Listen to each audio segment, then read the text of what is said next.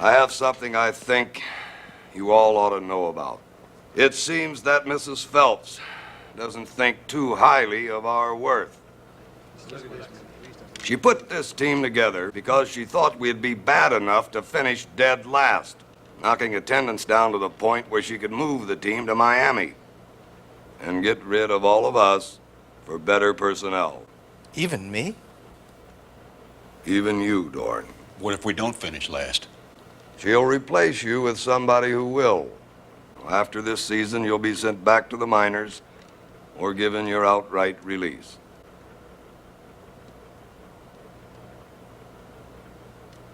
Well, then I guess there's only one thing left to do then, boys.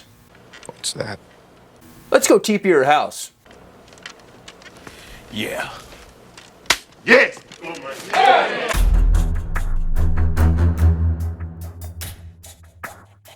Greetings, America, Canada, and remote parts of Western Romania, and welcome to the Suicide Squeeze Baseball Show here on the Fireball Review channel. Ladies and gentlemen, I have reached the moment of truth. 4 or 5 years ago, I decided to run down the top 10 greatest baseball movies of all time. I was going to make a list. I failed to complete my mission. I did 2 movies and never did anything again until December, when I decided to tackle this mission once again, and I have reached the moment of truth, ladies and gentlemen. Of course, number 10 on this list was Bull Durham. Number 9 was Angels in the Outfield. Number 8 was Field of Dreams. Number 7 was A League of Their Own. Number 6 was Mr. Baseball. Number 5 was The Rookie. Number 4 was Bad News Bears. Number 3 was For Love of the Game, and I have a number 1 greatest baseball movie, and it was The Natural. And I'm about to unveil the other number 1 baseball movie in just one moment. So let's go! Picture it. The year is 1989. Nintendo releases the Game Boy system to the world. My life would never be the same again, as I would have calluses on my fingers playing Tetris on a daily basis. 89 was also the year that Wayne Gretzky set the NHL scoring record, and Joe Montana would win his 3rd out of 4 Super Bowls for the San Francisco 49ers. And in the baseball world, 89 was the year that Bo Jackson ruled the world as a 2-sport superstar for the Los Angeles Raiders. Yes, they were in Los Angeles at one point in time. And the Kansas City Royals. And in 89, he led off the All-Star game with a mammoth home run to center field on his way to MVP honors. And 89 was the year that the Cleveland Indians shocked the world with a group of cast-off ball players and won the Eastern Division crown. And it brings me to my number 1 greatest baseball movie of all time, and it is Major League. Now, folks, when I started off this list, it was my intention all along to have The Natural as the lone number 1 greatest baseball movie. I believe it is the greatest baseball story ever told. Then I rewatched Major League. It was my intention to have Major League as the number 2 selection, and then I watched it again, and I realized that Major League might not have the best story, but it is the most well-rounded baseball movie ever. You have comedy, you have a love story, you have action, you have drama, you have amazing characters. This movie has the greatest baseball characters of all time, and it was abundantly clear at that point that I could not make a choice. This is like a parent trying to decide what his favorite or her favorite kid is. You just can't do it, and I had to have it as a co-selection with The Natural. So the premise of Major League surrounds a lady by the name of Rachel Phelps, who inherits the team from her very rich husband. Sort of think in modern times as if John Legend owned the Milwaukee Brewers for some bizarre reason, and something happened to John Legend, God forbid, and Chrissy Teigen were to take over the ball club and move them to Malibu, California. In this case, Rachel Phelps wants to take the Indians out of Cleveland, move them to Miami Beach. Obviously, this movie took place way before the Marlins were in Miami. So Rachel finds a clause in her contract with the city of Cleveland that if attendance falls below a certain point, she can relocate the team to another city. So she has a grand plan in her head to find the absolute worst ball players humanly possible to play for the Cleveland Indians. These guys are working as grocery store clerks. They are changing oil at the local Jiffy Lube. Some of them are baristas at Starbucks. It is a very sad, sorry situation.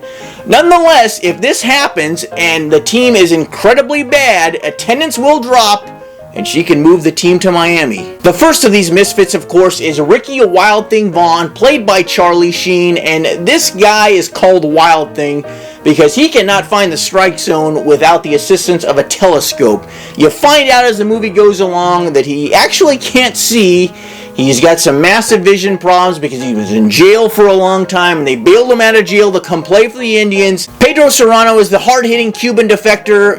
Well, he's a hard-hitting Cuban defector when he gets a fastball right down the middle. When he gets a breaking pitch of any kind, he has his struggles. I cannot hit curveball. Straight ball, I hit it very much. Now, Pedro Serrano is played by a gentleman actor by the name of Dennis Haysbert. Dennis Haysbert was the second baseman in Mr. Baseball. Major League came out in 1989. I think Mr. Baseball came out in 1992. Mr. Baseball, of course, was on my top 10 list. I put it in the 6th spot. But Haysbert played Max in that film, and he plays Pedro in this film. And I gotta be honest with you, when I was a little child, I had no idea that these were the same two actors. This completely blew my mind when I was in my 20s, and I realized these were the same guys. This is one hell of an actor. He has a very thick Cuban accent in this film, and it really completely threw me off. I gotta be quite honest with you. He also just so happens to be the guy from the Allstate commercials, so you are in good hands with Dennis Haysbert. Now, Pedro Serrano is a voodoo worshiper. Now, I don't know if voodoo is real or not. I am not gonna make any jokes as to whether or not it's real or make any particularly controversial comments in this video, because I don't want to go home tonight and find my house is infested with rats or that my head suddenly catches fire. So I'm not saying anything about that, but Pedro believes that Joe Boo, who is a sort of a statue wax figure that sits in his locker, will help him take the fear from his bat, and suddenly he'll be able to hit those breaking pitches that he struggles with so mightily. But Pedro has a sort of clash with Eddie Harris, a veteran pitcher who believes in another religion. These guys are constantly clashing in a very comical manner. But Joe Boo is one of the great characters in the history of film. They sell wax figures everywhere, a lot of collectible shops. He has definitely developed a cult following over the years. We used to say all the time back in Little League that Joe Boo is going to take the fear from our bats when we were struggling, and we struggled a lot back in the day. Eddie Harris sort of falls under the wrath of Joe Boo and has a very unfortunate incident halfway through the movie. Yo, bartender, Joe Boo needs a refill. And watch out! Wesley Snipes, in one of his first big major Hollywood roles, plays Willie Mays Hayes, the speedster center fielder for the Indians, and he really came out of nowhere to sort of emerge as a star in Hollywood in this film, and the character in the film sort of emerges out of nowhere too, because this guy isn't even invited to camp. He breaks, pretty much crashes the camp, wins a spot on the team because he is extremely fast and he has a goal of stealing 100 bases. The two veteran position players on the Indians are Roger Dorn, an egocentric third baseman. This guy's sort of your stereotypical ball player that I think a lot of people sort of envision in their head, where they're just worried and consumed about money and what their stock portfolio looks like and should look like and could look like.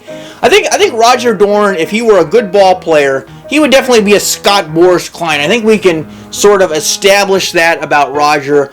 Unfortunately for the Indians, he's not very good anymore. He has seen his better days in the rearview mirror, and he is joined by catcher Jake Taylor, who is sort of the stated leader of this Indians ball club. He's been playing in the Mexican leagues for a number of years now. He used to play in the big leagues, but he can't really cut in the Mexican leagues anymore, so now he has joined this ragtag group of misfits. Now, Lou Brown decides to take the managerial reins of the Indians, but he sort of leaves the GM hanging for a while because Lou Brown sells white walls. When they contact this dude about becoming a major league manager, he simply tells the GM, Charlie, let me get back to you. I got another guy on the other line about some white walls.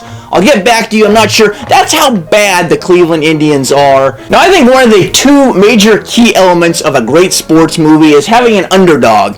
And I think the underdog in this film is not only the team, but just the city of Cleveland in general. Cleveland back in the 80s and 90s especially was sort of looked down upon as a place that nobody really wanted to live, and I guess maybe to a degree because of the weather and that sort of thing. So the team becomes a microcosm of the city in general, which is a beautiful thing, and they sort of come together.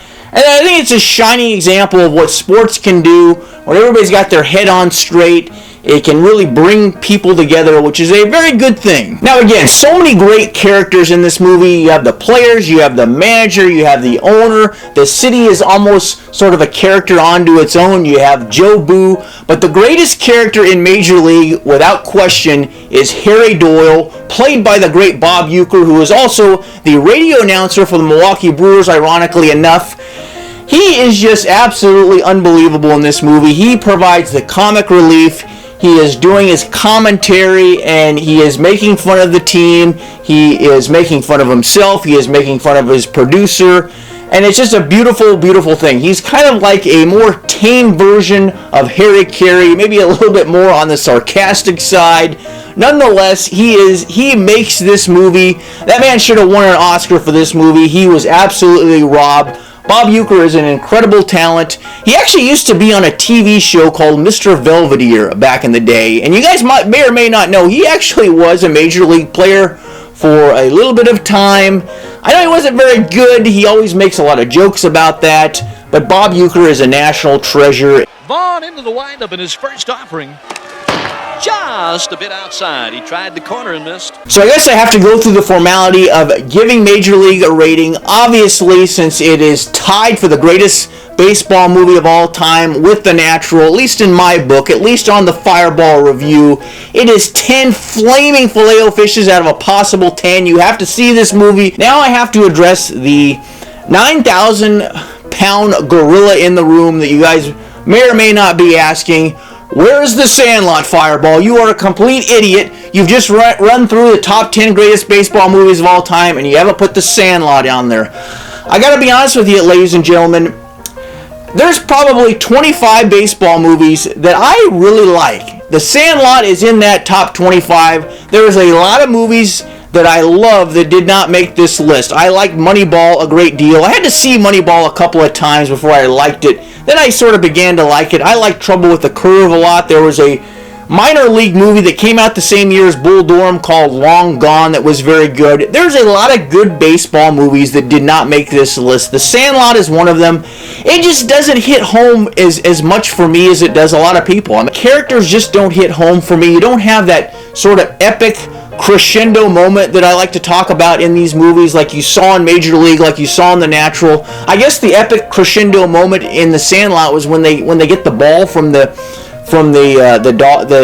James Earl Jones's yard when the dog is there. I guess that's the moment. It just doesn't hit home for me, but that's just me. You cannot be serious! But before you unsubscribe for me leaving The Sandlot off of this top 10 list, I want to know, what is your favorite baseball movie of all time? You've had plenty of time to tell me. I've run through 10 movies, but if you haven't told me yet, let me know down in the comments below. And what is your favorite Major League character? What is your favorite character from this film? There are so many great ones. Let me know down below, and as always, hit that dislike button if you didn't like this video. I'm guessing if The Sandlot is your favorite baseball movie of all time, you probably will. Otherwise, see you next time. Toodles!